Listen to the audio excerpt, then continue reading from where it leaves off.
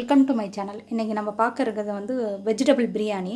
Fresh masala வச்சு நம்ம vegetable biryani பண்ண போகிறோம். ஃபஸ்ட்டு எப்படி மசாலா ரெடி பண்ணிக்கிறதுன்னு பார்ப்போம். ஃபஸ்ட்டு ஒரு பேனை வந்து பற்ற வச்சுக்கிங்க. ஒரு ஒரு டீஸ்பூன் வந்து மல்லி, ஒரு டீஸ்பூன் வந்து மிளகு, அரை டீஸ்பூன் ஜீரகம், வந்து நட்சத்திர சோம்பு 1 எடுத்திருக்கேன், ஏலக்காய் 1, கிராம்பு 2, பட்டைத்துண்டு 2, ஒரு பிரிஞ்சி இலை. அப்போ ஜீரகம் வந்து ஒரு டீஸ்பூன் சொல்ல விட்டுட்டேன், நான் சேர்த்துக்கும் போது சேர்த்துக்கிறேன். ஒரு டீஸ்பூன் ஜீரகமும் சேர்த்துக்குங்க. இப்போ ஃபஸ்ட்டு மல்லியும் மிளகும் போட்டு வறுத்துக்கிறேன்.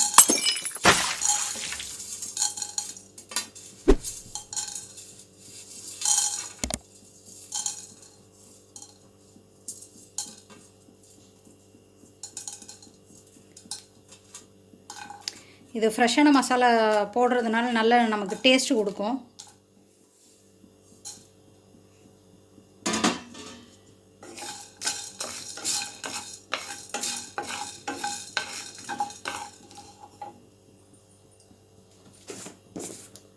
இதில் ஜீரகமும் சேர்த்துக்கிறேன்.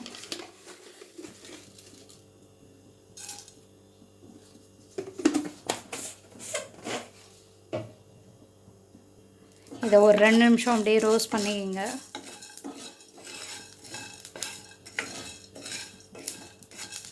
இப்போ வறுபட்டுருச்சு.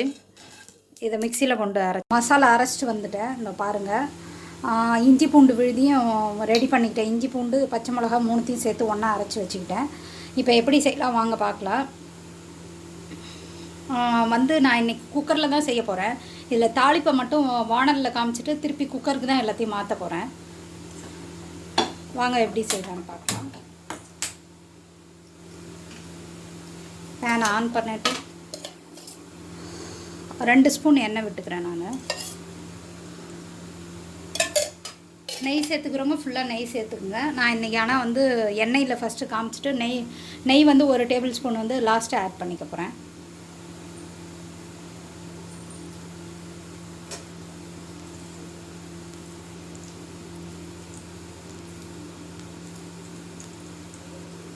ஒரு பட்டை, 2 பிரியாணி இலை,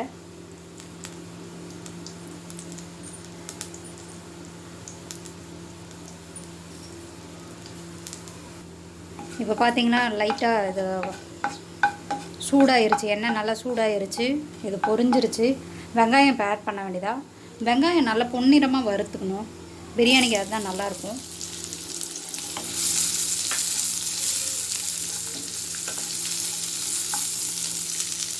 இப்போ நான் வந்து கொஞ்சோண்டு உப்பு ஆட் பண்ணிக்கிறேன்.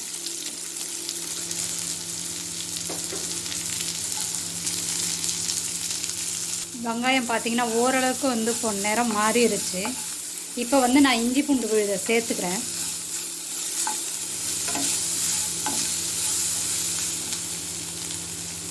வந்து இஞ்சி பூண்டு பச்சை மிளகாய் 3 பச்சை மிளகாய் சேர்த்துக்கிட்டேன். உங்களுக்கு தேவைக்கு ஏற்ப சேர்த்துக்குங்க.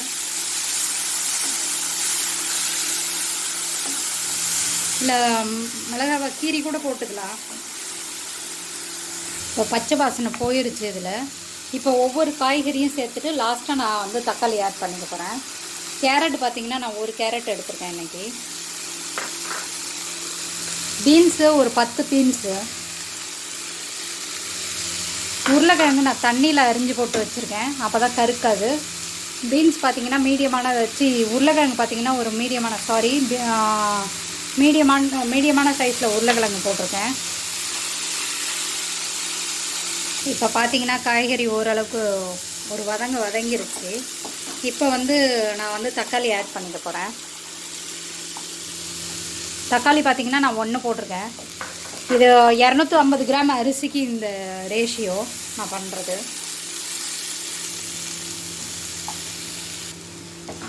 இப்போ வந்து வதங்கியிருக்கு ஓரளவுக்கு. இப்போ வந்து நம்ம என்ன பண்ணணும், அரைச்சி வச்ச ஃப்ரெஷ் மசாலாவை போட்டுக்க வேண்டியதா.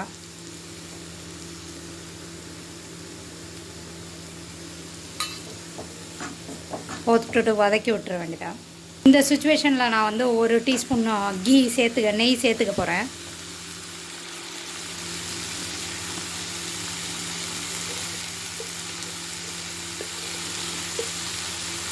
சேர்த்துக்கிட்டேன்.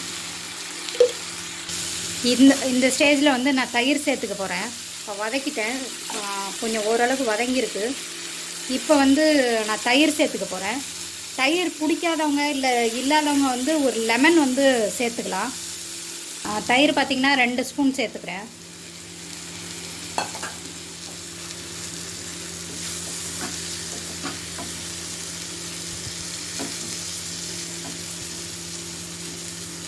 இது ஒரு 2 நிமிஷம் ஆனோன்னே எல்லாத்தையும் நான் குக்கரில் மாற்றிக்க போகிறேன். இதில் நான் வந்து புதினா தழை சேர்த்துக்க போகிறேன். புதினா தழை சேர்த்துட்டு குக்கரில் மாற்ற போகிறேன். என்ன நான் சேர்த்துக்கிறேன். நான் குக்கரில் மாற்ற போகிறேன். குக்கரில் நான் மாற்றிக்கிறேன். மாற்றிட்டு இப்போ அரிசி சேர்க்க போகிறேன். 250 கிராம் அரிசி நான் வந்து ஒரு அரை மணி நேரத்துக்கு முன்னாடியே ஊற வச்சுட்டேன். 1க்கு 2 குக்கரில் தண்ணி வைக்கும் போது 1க்கு 2 வச்சிக்கிங்க. இப்போ 250 கிராம்னா 3 டம்ளர் தண்ணி வரும். நான் ஏற்கனவே ஒரு அரை டம்ளர் இதில் ஊற வச்சு வச்சுருக்கேன். ஒரு டம்ளர் ஊற வச்சு வச்சுருக்கேன். அதனால் நான் அப்படியே சேர்த்துட்டு அதுக்கப்புறமேட்டுக்கு 1.5 டம்ளர் தண்ணி சேர்த்துக்க போகிறேன்.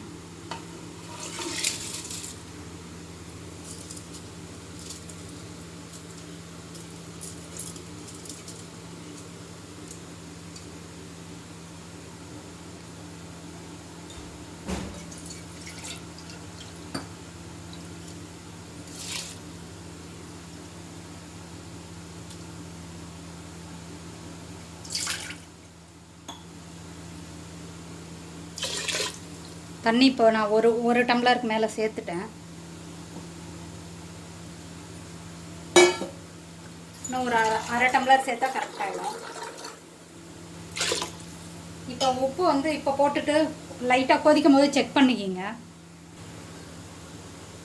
இப்போ வந்து நான் உப்பு செக் பண்ணிட்டேன், எனக்கு கரெக்டாக இருக்குது. இந்த ஸ்டேஜில் நீங்கள் செக் பண்ணிக்கிட்டிங்கன்னா நல்லாயிருக்கும். கொஞ்சம் வந்து உப்பு கொஞ்சம் தூக்கலாக தெரிஞ்சாதான் சாதம் வெந்த பிறகு அது கரெக்டாக இருக்கும். இப்போ லைட்டாக பபிள்ஸ் எல்லாம் வர ஆரம்பிச்சிருச்சு. நான் இப்போ வந்து குக்கரை மூட போகிறேன். நான் 2 விசில் விட்டு ஆஃப் பண்ண போகிறேன். முடிஞ்சிருச்சு, ஸ்டீமும் போயிடுச்சு. இப்போ வந்து எப்படி இருக்குன்னு பார்க்கலாம் பிரியாணியை. பிரியாணி நல்லா வெந்திருக்கு, உதிரி உதிரியாக வந்திருக்கு எனக்கு.